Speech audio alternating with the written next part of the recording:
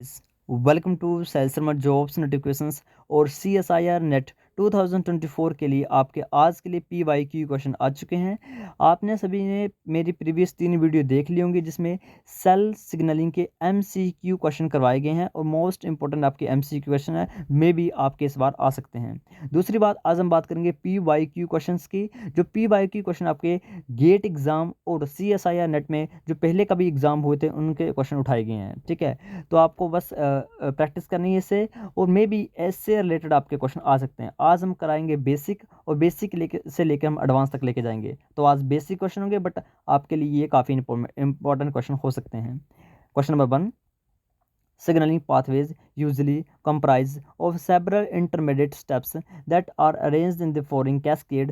What is the primary outcome of such a arrangement? देखो, आप सभी को पता होगा सिग्नल अरेंजमेंट कैसे चलता है। सबसे पहले एक रिसेप्टर होता है, उसके साथ लाइगेंड बाइंड करता है, उसके बाद अंदर कोई ना कोई फॉस्फोराइलेशन होती है, उसके बाद कोई ना कोई आगे प्रोटीन एक्टिव होती है, फिर प्रोटीन आगे जाती है। तो इस प्रोसेस से मेन मोटिव क्या निकलता है, मेन आउटकम क्या निकलती है? क्या स्पेसिफिसिटी ऑफ सिग्नल ट्रांजेक्शन हो रहा है? क्या स्पेसिफिसिटी ऑफ सेलुलर रिस्पॉन्स हो रहा है? क्या एम्पलीफिकेशन हो रही है सेलुलर रिस्पॉन्स की, या फाइन ट्यूनिंग हो रही है सेलुलर रिस्पॉन्स की? तो काफ़ी इजी क्वेश्चन है और फर्स्ट क्वेश्चन है ये आपका सेल सिग्नलिंग का बेसिक क्वेश्चन है। इसका right answer option number 3, amplification of cellular response. Question number 2, which one of the following hormone is a modified amino acid? बहुत इजी क्वेश्चन है कि इनमें से कौन सा ऐसा हार्मोन जो मॉडिफाइड अमाइनो एसिड है? क्या प्रोस्टाग्लैंडिन है, प्रोजेस्टेरोन है, एपिनेफ्रिन है, या एस्ट्रोजन है? तो आप सभी को ऐसे पता चाहिए कि देखो, आपका जो प्रोस्टाग्लैंडिन होता है वो एक स्टेरॉइड होता है। ठीक है, तो ये तो होगा नहीं, यानी कोलेस्ट्रॉल डेरिवेटिव है ये। प्रोजेस्टेरोन और एस्ट्रोजन आपके, आप सभी को बताओगे, दोनों आपके क्या हैं, स्टेरॉइड हार्मोन है। तो ये भी नहीं होंगे क्योंकि लिपिड लिंक्ड हैं। तो रहा का आपका एपिनेफ्रिन, और एपिनेफ्रिन ही आपका क्या होता है, अमाइनो एसिड डेरिवेटेड हम बस तो हार्मोन होता है। Option 3 is the right answer.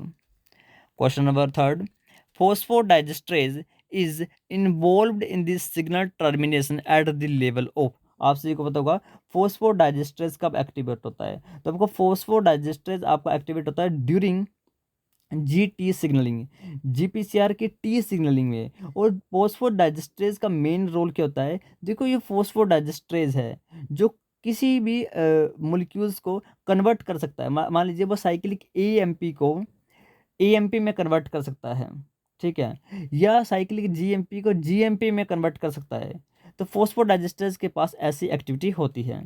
अब क्वेश्चन पढ़िए, phosphodiesterase is involved in the signal termination at the level of. तो इसका right answer option number 4, second messenger, क्योंकि मैंने अभी आपको बताया ये क्या साइक्लिक AMP को या तो AMP में कन्वर्ट कर सकता है, या साइक्लिक GMP को GMP में कन्वर्ट कर सकता है। यानी साइक्लिक AMP क्या है, सेकंड मैसेंजर है, साइक्लिक GMP क्या है, सेकंड मैसेंजर है। Okay, question number next, diacylglycerol DAG is known to activate. आप सभी को बताओगे, ये मैंने क्वेश्चन बार बार करवाया है। डैग किसको एक्टिवेट करता है? ये डैग सिग्नलिंग कब चलती है? देखो, डैग सिग्नलिंग आपकी चलती है ड्यूरिंग कौन सी प्रोसेस? आप सभी को पता होगा, PLC beta signalling in the GPCR, या हम बोल सकते हैं RTK में भी आपकी PLC गामा सिग्नलिंग में डैग बनता है। और डैग एक लिपिड लिंक्ड सेकंड मैसेंजर है जो प्लाज्मा मेम्ब्रेन के साथ लिंक्ड होता है, और इसको कैल्शियम चाहिए अपनी एक्टिविटी शो करने के लिए। कैल्शियम कौन प्रोवाइड करता है? IP3। अब बताओ, डैग किसको एक्टिवेट करेगा? डैग एक्टिवेट करेगा आपका प्रोटीन काइनेज C को, क्योंकि देखो ओके, बाकी तो ऑप्शन ऐसे आपके एलिमिनेट हो जाते हैं। ओके, तो ये क्योंकि प्रोटीन काइनेज C ही एक्टिवेट होता है आपका ड्यूरिंग डैग सिग्नलिंग में। Question number next, which of the following gas functions as signalling molecules in the human nervous system? Human nervous system में कौन सी एक गैस है जो बिहेव करती है सेल सिग्नलिंग की तरह? तो आपने दो ही सिग्नलिंग पढ़ी है जो सेल सिग्नलिंग करती है। एक आपने पढ़ी है NO सिग्नलिंग, और एक आपने पढ़ी है CO सिग्नलिंग। तो यहाँ पर देखो, दो सिग्नलिंग तो आप यहाँ पर एलिमिनेट कर सकते हो, helium and argon. Helium argon की कोई सिग्नलिंग नहीं चलती ह्यूमन बींग्स में, दो ही चलती हैं। एक चलती है NO सिग्नलिंग, एक चलती है आपकी CO सिग्नलिंग। तो पूछिए कि मोस्ट अबंडेंट नर्वस सिस्टम में कौन चलती है? तो आपकी चलती है वो NO signalling. Option 1 is the right answer. Question number next, which domain of the cell surface receptor is primarily involved in the cell signaling property? देखो, कौन सा रिसेप्टर बोला है? Cell surface receptor. ऐसा रिसेप्टर जिसके जो सेल के ऊपर होगा, सेल के अंदर नहीं होगा, सेल के बाहर होगा। तो उसके पास कौन सी एक्टिविटी होनी चाहिए? प्राइमरली जो फर्स्टली वो एक्टिविटी होनी चाहिए, उसके बाद नेक्स्ट एक्टिविटी होनी चाहिए।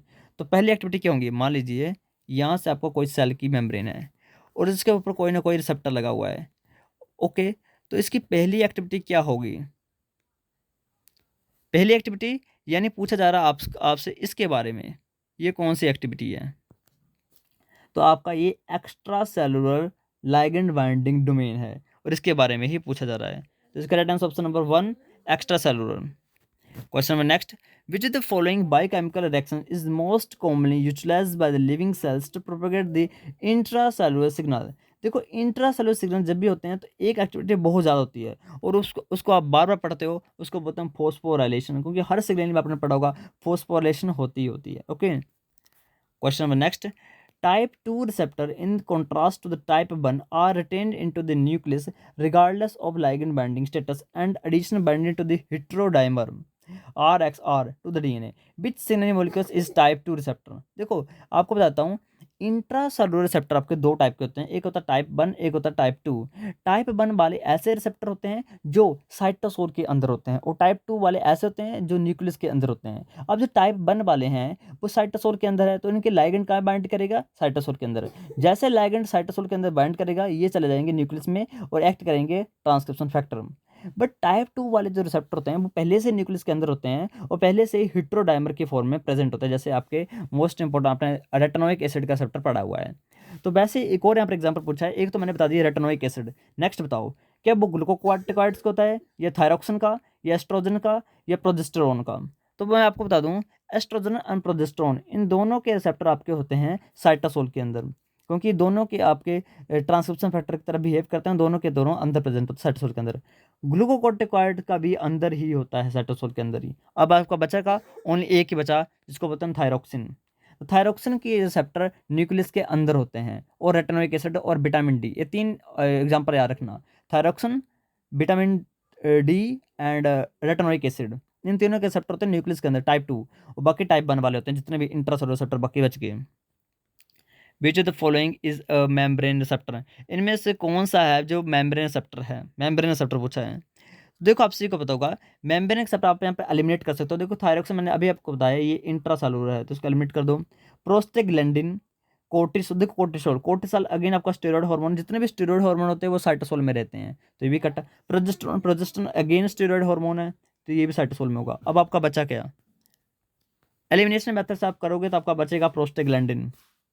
बाकी आपको एक और टिक बता देता हूँ, जितने भी आपके लिपिड हार्मोन होते हैं उन सभी के रिसेप्टर साइटोसोल या न्यूक्लियस के अंदर होते हैं, बट एक एक्सेप्शनल है जिसको बोलते हैं प्रोस्टेग्लैंडिन है। प्रोस्टेग्लैंडिन असल में आपका लिपिड है, बट इसके रिसेप्टर प्रेजेंट होते हैं साइटोसोल के सेल मेम्ब्रेन के ऊपर, सेल मेम्ब्रेन के ऊपर सेल सरफेस रिसेप्टर होता है, असल में है ये लिपिड। ठीक है, ऐसे भी आप कर सकते थे। Okay, which of the following receptor is not a signalling receptor, इनमें से कौन सा है जो सिग्नलिंग रिसेप्टर नहीं है। देखो आपने साइटोकाइन के रिसेप्टर पढ़े हुए हैं, साइटोकाइन रिसेप्टर होते हैं आपके सिराइन थ्रीनिन काइनेज के रिसेप्टर, जिनके पास जैक स्टार्ट की सिग्नलिंग होती है। दूसरे कीमोकाइंस, कीमोकाइंस आपने पढ़े हुए हैं, कीमोकाइन की सिग्नलिंग आपकी चलती है ऑटोक्राइन सिग्नलिंग से।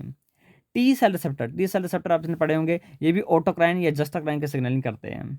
अब मैनोज रिसेप्टर होते हैं, ये आपके सेल सिग्नलिंग रिसेप्टर नहीं हैं, ये तो आपके मैनोज के रिसेप्टर आपके लाइसोसोम की प्रोटीन टारगेटिंग में यूज होते हैं, तो वहाँ पर इसका सिग्नलिंग में कोई रोल नहीं है।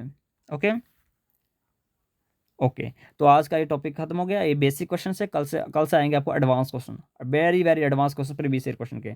आपको चैनल के साथ बने रहना है, चैनल को सब्सक्राइब कर लेना है, आपको बिल्कुल फ्री आपको यहाँ पे एमसीक्यू क्वेश्चन करवाए जाएंगे ऑल 13 यूनिट्स के। Thank you and have a nice day.